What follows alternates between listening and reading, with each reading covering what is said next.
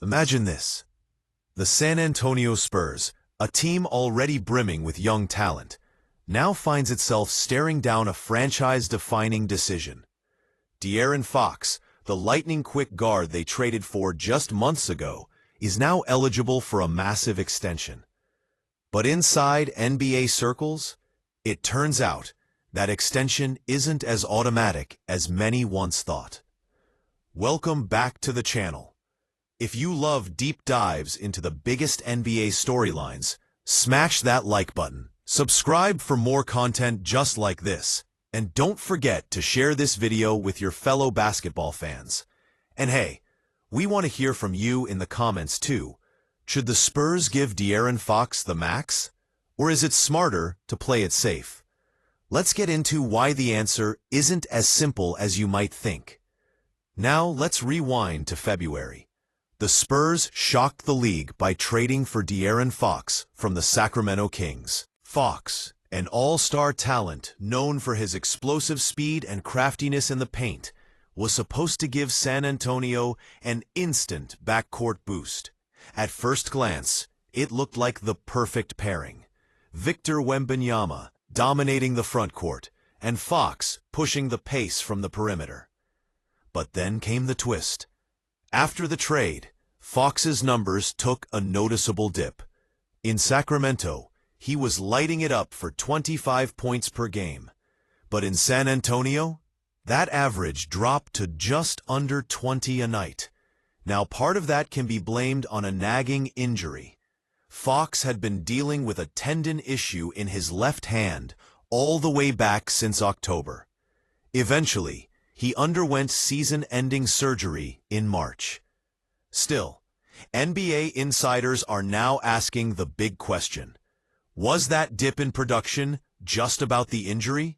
Or is it a sign that Fox might not fit perfectly into this Spurs young core? But here's where it gets really interesting. The Spurs have to think beyond just Fox. Next summer, Victor Wembanyama will be eligible for his own Supermax extension, a deal that could be worth around 5 years and $271 million, kicking in for the 2027 season. Locking up Wemby is obviously the top priority. After all, this is a generational player we're talking about. Then there's Castle and Harper. Both are on rookie deals now, but if they hit their potential, they'll command significant contracts when the time comes. In other words, San Antonio has to keep their books balanced if they want to build a dynasty around this core. It's the classic NBA front office dilemma, rewarding proven talent versus planning for tomorrow. Fox is only 28 years old, still in his prime, and when healthy, one of the fastest and most electrifying guards in the game. His ability to break down defenses could perfectly complement Wembanyama's inside-out game. But the Spurs can't ignore the numbers. Fox's scoring fell from 25 to 19.7 points per game after the trade. Was it just the injury? Was it adjusting to a new system? Or maybe it's the early sign that Castle and Harper need more touches to fully unlock their games. And remember, this team isn't desperate to chase wins today. The Spurs' timeline is built around the next 5 to 7 years. Wembanyama is still developing. Castle and Harper are still figuring out the NBA. The front office might decide that giving Fox a shorter, slightly cheaper extension makes more sense than committing to the full max.